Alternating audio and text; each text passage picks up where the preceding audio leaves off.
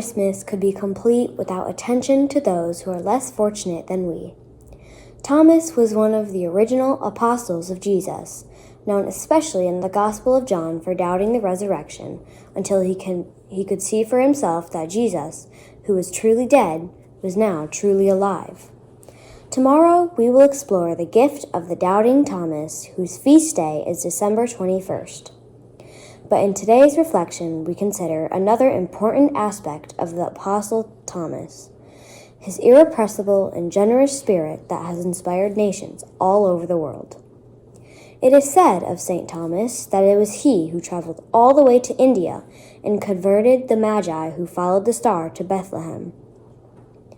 It was Thomas whose devotion to Jesus as truly God compelled him to take a place lower than his master, even in the manner in which he was put to death for his faith.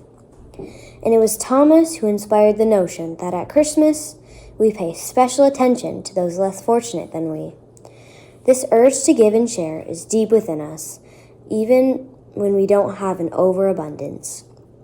Giving ennobles us. It reminds us of who we are as humans. That's why in England, for example, December 21st was set aside traditionally as a day of licensed begging. Why licensed?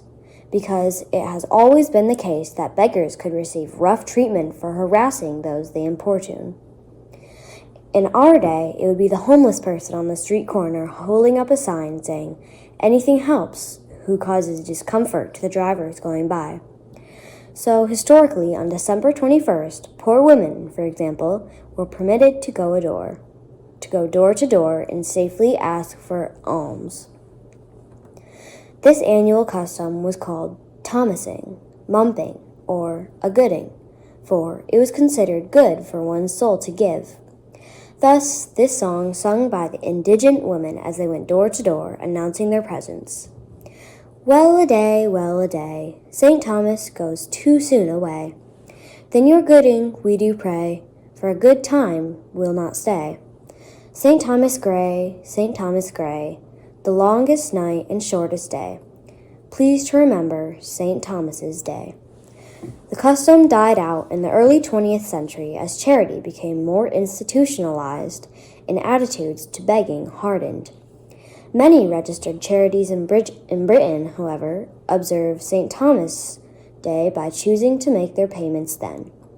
Thomasing, or considering the poor and taking care of their needs in practical ways, is very close to Jesus' heart. Of all the customs associated with Christmas, at their core is charity, charity, charity.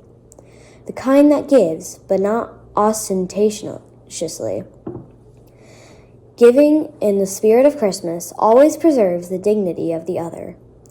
It's the response of a heart that is grateful, a heart that keeps itself soft because, like St. Thomas, it has encountered the Lord of love. Perhaps we need to set aside and reinstate an official day of giving.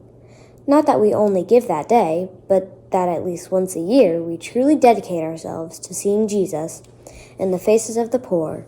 For whatever you did for one of the least of these brothers and sisters of mine, you did for me. Matthew 25:40.